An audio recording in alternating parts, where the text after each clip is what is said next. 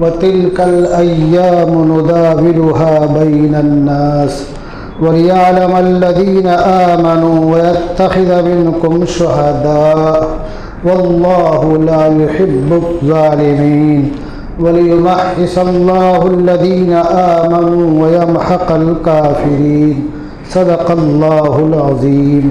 کشتی حق کا زمانے میں سہارا تو ہے، کشتی حق کا زمانے میں سہارا تو ہے، عصر نو رات ہے دھندلا سا ستارہ تو ہے جو ہنگامہ بپا یورش بلغاری کا، ہے جو ہنگامہ بپا یورش بلغاری کا، غافلوں کے لیے پیغام ہے بیداری کا، تو سمجھتا ہے یہ ساما ہے دل آزاری کا، تو سمجھتا ہے یہ ساما ہے دل آزاری کا، امتحان ہے تیرے ایثار کا خودداری کا، کیوں ہراساں ہے سہیل فرس اعدا سے، کیوں ہراساں ہے سہیل فرس اعدا سے، نور حق بجھ نہ سکے گا نفس اعدا سے۔ حضرات محترم، یہ جو ماہ و سال کا گردش ہے، لیل و نہار کا، دن رات کا آنا جانا ہے، یہ سب ہم تمام لوگوں کو ایک طرح سے باخبر رکھنے اور کرنے کے لیے ہے۔ یہ گردش ایام اور زمانے کا، حالات کا الٹ پلٹ، یہ سب ہم لوگوں کو بیدار رکھنے اور آگاہ کرنے کے لیے ہے۔ حالات کبھی بہت اچھے ہوتے ہیں جس کی طرف تمہارا ماضی اور گزشتہ ادوار دلالت کرتے ہیں، اور حالات کبھی دگرگو ہو جاتے ہیں، بگڑ جاتے ہیں، جس کی طرف آج کے حالات، سانحات، واقعات اور پے در پہ یلغار یورش اشارہ کرتے ہیں۔ مومن کی شان یہ ہے کہ کبھی وہ کبیدہ خاطر نہیں ہوتا، کبھی وہ مایوس نہیں ہوتا۔ انہ لا ییأس من روح اللہ الا القوم الکافر، اللہ کی رحمت سے مسلم کبھی نا امید نہیں ہوتا، مایوس نہیں ہوتا۔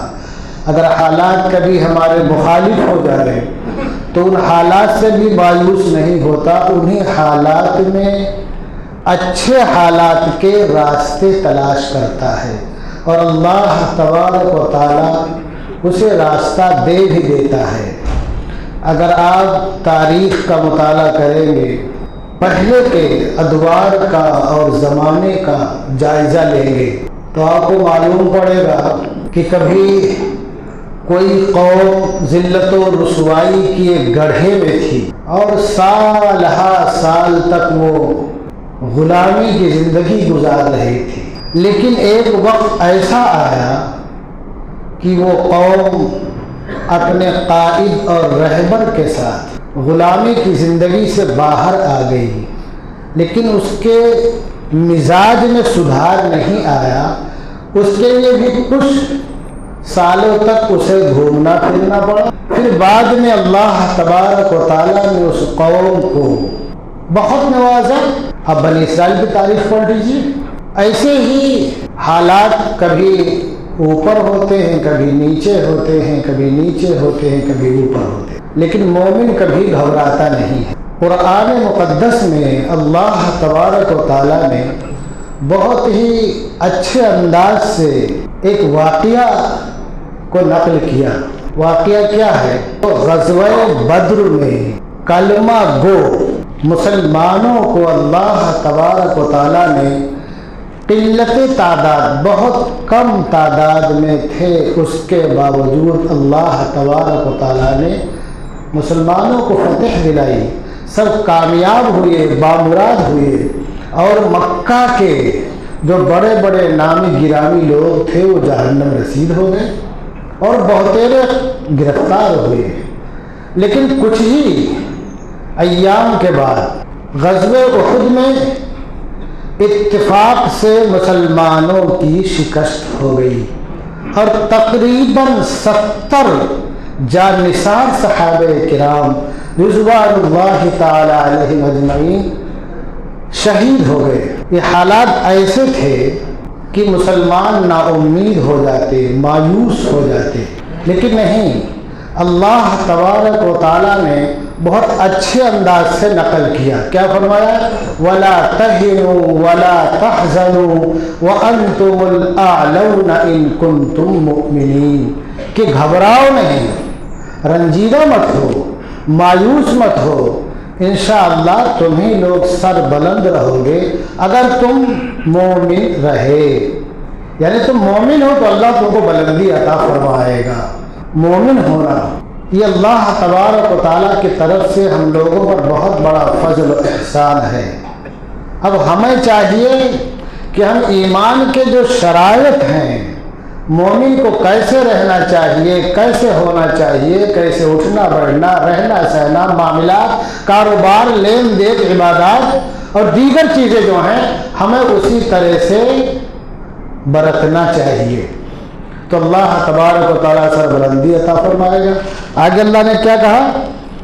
इन यमसस्कुम करहुन फक़द मस्सल कौम करहुन मिस्लु। ग़ज़वे उहद में जो तकलीफ पहुंची तो अल्लाह क्या कहता है कि अगर तुम्हें कोई तकलीफ पहुंची है तो दूसरे लोग जो तुम्हारे मुखालिफ हैं, इससे पहले उनको भी तकलीफ पहुंच चुकी है, जख्म लग चुका है, उनके बड़े बड़े लोग जहन्नम रसीद हो चुके हैं। और आगे अल्लाह ने कहा तिलकल अय्यामु नुदाविलुहा बैनन नास, ये जो ज़माना है, ये जो अय्याम है, अल्लाह तबारक व तआला लोगों के दरमियान घुमाता रहता है। एक ही हालत पर हमेशा कोई बना नहीं रहता है। कभी तुम्हारे पुरखे और असलाफ तख्त ताज के मालिक थे और फिर उनकी नस्लें आती रहीं और बाद में तख्त ताज से बेदखल कर दिए गए, फिर दूसरे लोग मालिक हो गए, काबिज हो गए, फिर तुम्हारे पुरखों ने उनको अपनी पूरी ताकत लगा करके यहाँ से खदेड़ दिया और हजार उलमा ने, लोगों ने जाम शहादत भी नोश किया। उसके बाद ये हालात आपके सामने हैं। तो अल्लाह क्या कहता है? जो ये दिन है अल्लाह इनको बदलता बदलता रहता है। और अल्लाह का जो यअलमल लज़ीना आमनू व यत्तखिज़ मिनकुम शुहदा, कि ग़ज़वे उहद में जो मुसलमान शहीद हुए, अल्लाह का तजल्ला तुम में से ईमान वालों को जान जाए, सच्चे पक्के मोमिन, वयत्तखिज़ मिनकुम शुहदा, अल्लाह तुम में से लोगों को, बहुत से लोगों को शहादत का दर्जा दे दे। और आगे बीच में एक बात अल्लाह ने फरमाई, वल्लाहु ला युहिब्बुज़ ज़ालिमीन, कि अल्लाह ताला जुल्म करने वाले को पसंद नहीं करता है। इसलिए बहुत से लोगों का ये कहना है हुकूमतें कुफ्र के साथ तो चल सकती हैं लेकिन जुल्म के साथ नहीं चल सकती हैं, उनकी मुद्दत बहुत थोड़ी होती है। और आगे अल्लाह ने कहा वलियुबहिसल लज़ीना आमनू व यमहक़ल काफ़िरीन। अब ग़ज़वे उहद में चूँकि कुफ़ार को फतेह मिल गई तो वो फूले नहीं समाए, उनके हौसले बुलंद हो गए। तो अल्लाह क्या कहता है? जब उनके हौसले बुलंद हो गए तो इकट्ठा होकर के तुम्हारे सामने आएंगे, या कोई ऐसा मौका आएगा कि सब के सब रहेंगे। तो अल्लाह क्या कहता है? अल्लाह ताला ईमान वालों को उभारे और कुफ़ार को, जो अल्लाह का नाम नहीं लेते, अल्लाह के दुश्मन है, अल्लाह उनको मिटाए। अब आप सोचें कि हमने ये वाक़या, ये कुरान की आयत पढ़ करके क्यों आपको सुनाया? इसको सुनाने का खाली खुलासा और मतलब ये है कि हालात हमेशा एक तरह नहीं रहते हैं, हमेशा एक तरह नहीं रहते हैं। हालात ऊपर नीचे होते रहते हैं, अदलते बदलते रहते हैं। कभी एक ज़माना था कि बगदाद में मुसलमानों का तूती बोलता था, उनकी वहाँ खिलाफत थी, लेकिन एक दौर ऐसा आया कि तातारियों ने जब बगदाद पर हमला किया तो तकरीबन 16 साढ़े 16 लाख लोगों को शहीद कर दिया। दजला का पानी खून से रंगीन हो गया और जब उन्होंने कुतुब खानों को जलाना शुरू किया, उसको या उस किताबों को दजला में डाल करके पुल बनाया, तो फिर दजला का पानी काला हो गया। कितनी जुल्म और ज्यादती, वो जिधर रुख करते थे उधर सफाया कर दिया करते थे। हज़रत अली मियां रहमतुल्लाह रहमतो वासिया ने लिखा है जगह कि तातारी आंधी और तूफान की तरह उठे और मोरो मल्ख की तरह छा गए। मोरो मल्ख, मोर बोलते हैं चिरूटी को, मल्ख बोलते हैं टिड्डी को, बोलते हैं टिड्डी दलफोज। تو آندھی طوفان کی طرح اٹھے اور دنیا کے بہت بڑے حصے پر ٹڈی کی طرح چھا گئے۔ ہونا تو یہ چاہیے تھا کہ جب انہوں نے اتنی تباہی مچا دی مسلمانوں کے ساتھ تو مسلمانوں کا دنیا سے نام و نشان مٹ جاتا، لیکن اللہ کی حکمت اور اللہ کی مصلحت، جب ہمارے اندر عیش پسندی آتی ہے، ہم خالی راحت ہی راحت کی سوچتے ہیں، آرام ہی آرام کی سوچتے ہیں، ہم خالی ایسی روم میں ہی بیٹھے رہنا چاہتے ہیں، اللہ کے جو احکامات ہیں، جو فرمودات ہیں، جو ہماری ذمہ داری ہے، جب ہم اس کو نبھانے میں کوتاہی برتنے لگتے ہیں تو اللہ تعالیٰ کیا کرتا ہے؟ ایسے ظالموں کے ذریعے ہمیں آگاہ کر دیتا ہے، متنبہ کر دیتا ہے، بیدار کر دیتا ہے۔ وَإِن تَتَوَلَّوْا يَسْتَبْدِلْ قَوْمًا غَيْرَكُمْ، اگر تم نے روگردانی کی اللہ کے احکامات سے، اللہ کے فرمودات سے، اللہ تعالیٰ تمہارے بدلے دوسرے لوگوں کو لے آئے گا۔ تو جب یہ صورتحال ہو گئی تو اللہ تبارک و تعالیٰ نے تاتاریوں کو مسلط کر دیا، لیکن اللہ کی حکمت اور مصلحت دیکھیے کہ وہی تاتاری ایک وقت آتا ہے ایک بے نام بزرگ کے ذریعے، بے نام جن کا نام لوگ کنفرم نہیں کر سکتے ہیں کہ کن کے ذریعے تاتاری شہزادے نے ایمان قبول کیا تھا۔ یقین کے ساتھ کوئی نام نہیں لکھتا ہے، جب تاتاری شہزادہ ایمان قبول کر لیتا ہے تو سارے تاتاری پھر اسلام کے حلقے میں داخل ہو جاتے ہیں۔ یہ عجیب بات ہے، ترک اور تاتار یہ دو ایسی قومیں ہیں جن کے بارے میں مفکر اسلام نے لکھا کہ پوری کی پوری قوم یہ اسلام میں داخل ہوئی، ایک ایک دو دو کر کے نہیں۔ یہ تاریخ کا ایک بہت ہی عجیب واقعہ ہے۔ تو جب وہی لوگ جب حلقہ بگو سے اسلام ہو گئے جو اسلام کو مٹانے کے در پہ تھے، اور کب مٹانے کے در پہ تھے؟ جب ہم اسلام کے احکامات کی، اس کے دفعات کی جب ہم دھجیاں اڑا رہے تھے، جب ہم اپنے محلوں میں، اپنی خوابگاہوں میں اپنے عیش و عشرت کے سامان مہیا کر رہے تھے، لیکن پھر اللہ تبارک و تعالیٰ نے انہیں کو ایمان کی دولت سے مالا مال فرمایا، پھر انہوں نے اسلام کو مضبوطی عطا کی اور بہت مضبوطی عطا کی۔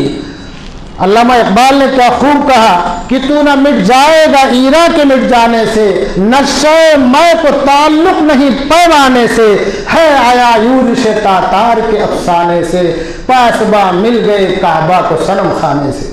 تو جو دشمن تھے وہ محافظ بن گئے اور اسلام کی اشاعت کا، اس کی تبلیغ کا، اس کی دعوت کا ایک بہت بڑا ذریعہ بن گئے۔ تو جو میں کہنا چاہتا ہوں اس کو سمجھنے کی کوشش کیجئے۔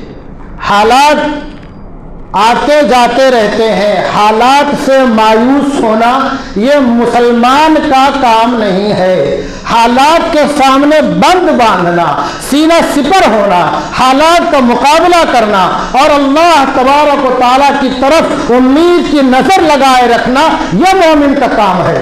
اب آج کے حالات، اپنے یہاں کے حالات دیکھا جائے تو کافی دنوں سے ایک ایک کر کے نشانہ بنایا جا رہا ہے اور ان چیزوں کو بحث میں لایا جا رہا ہے کہ جن سے بعض حالات میں کوئی خاص تعلق بھی نہیں ہوتا ہے، لیکن ان کو اجاگر کر کے اور ان کو بہت بڑا بنا کر کے پیش کیا جا رہا ہے۔ جیسے طلاق ثلاث کا مسئلہ آیا اور اس کے بعد کچھ آتے رہے، اور ابھی بیٹیوں کے میراث کا مسئلہ بھی آ گیا شاید کی، اور ابھی پھر یہ وقت کے تعلق سے جو مسئلہ ہے، یہ سب کیا ہے؟ یہ سب دیکھا جائے تو ہمارے کرتوتوں کا نتیجہ ہے، یہ ایک بات۔ دوسری بات ہماری تساہلی، ہماری کمزوری اور ہمارا بیدار نہ رہنا۔ تیسری بات وقف املاک کے تعلق سے ہمارے اپنوں کی لوٹ گھسوٹ، یہ بھی ذہن میں رہنا چاہیے، ہمارے اپنوں کی لوٹ گھسوٹ، اور پھر لوگوں میں شور کر دینا کہ فوج اور ریلوے کے بعد سب سے زیادہ وقف کے پاس پراپرٹی ہے۔ یہ حقیقت نہیں ہے، وقف کے پاس اتنی بھی پراپرٹی نہیں ہے جتنی کہ ہمارے برادران وطن کے ایک چھوٹے صوبے کے کچھ عبادت خانوں کے پاس پراپرٹی ہے۔ پورے وطن عزیز میں وقف کی اتنی پراپرٹی نہیں ہے جتنی کہ ایک چھوٹے صوبے میں برادران وطن کے 2-3 عبادت خانوں کے پاس پراپرٹی ہے۔ وہ چھوٹے سورج ان کی پراپرٹی اس سے کہیں زیادہ، وقت سے کہیں زیادہ ہے، اور پورے ملک میں کتنی ہوگی؟ اور ایک بات یہ بھی سوچو، اتنے بڑے وطن عزیز میں کتنے گاؤں ہیں، کتنے دیہات ہیں، کتنے شہر ہیں۔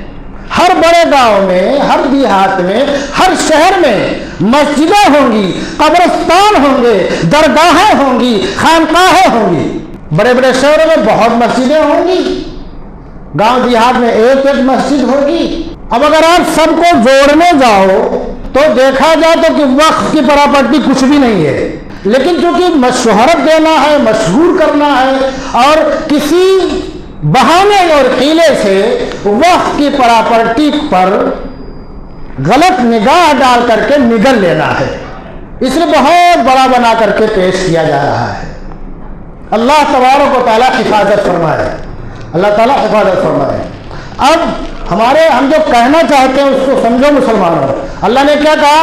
ان تنصروا اللہ ینصرکم ویثبت اقدامکم، اگر تم اللہ کی مدد کرو گے تو اللہ تمہاری مدد کرے گا اور تمہارے قدموں کو جما دے گا۔ مدد سے کیا مراد ہے؟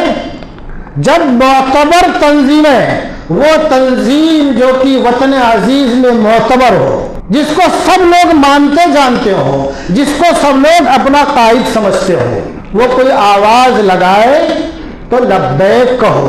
اور معتبر تنظیم، سب سے زیادہ جو معتبر تنظیم ہے وطن عزیز میں، وہ آل انڈیا مسلم پرسنل لا بورڈ ہے۔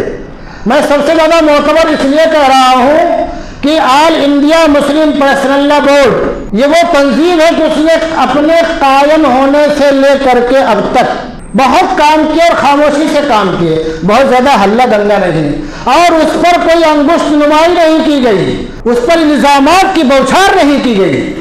اور دوسری سب سے اہم بات یہ ہے کہ یہی ایک ایسا بورڈ اور تنظیم ہے کہ جس میں وطن عزیز کے جتنے مسالک ہیں، جتنے حنبلی، شافعی، مالکی، حنفی، اس کے علاوہ اور بہت سے، حنفی میں بہت سے لوگ خانوں میں بیٹھے ہوئے ہیں، ایسے ہر ایک میں ان گنت لوگوں کی اپنی اپنی راہیں ہیں۔ اس کے علاوہ اپنا جو شیعہ حضرات ہیں اور دوسرے لوگ، تمام لوگوں کی نمائندگی مسلم پرسنل لا بورڈ میں ہے، تمام لوگوں کی نمائندگی مسلم پرسنل لا بورڈ میں ہے۔ حضرت مولانا خالد صفی اللہ رحمانی متعن اللہ بطول حیاتہم صدر ہیں، لیکن نائب صدور میں جتنے مسالک ہیں ان تمام کے مقتدر علماء نائب صدر ہیں۔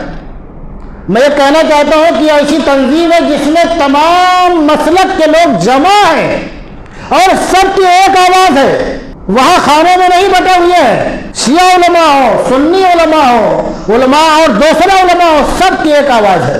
اس لیے معتبر تنظیم اس نے جو اعلان کیا تھا کہ 11 اپریل سے 7 جولائی تک مختلف شکلوں میں احتجاج کیا جائے گا، 10 یا 11 اپریل سے 7 جولائی تک، دھیان رکھو آپ، احتجاج کی شکلیں کیا آگے بھی بتایا ہے۔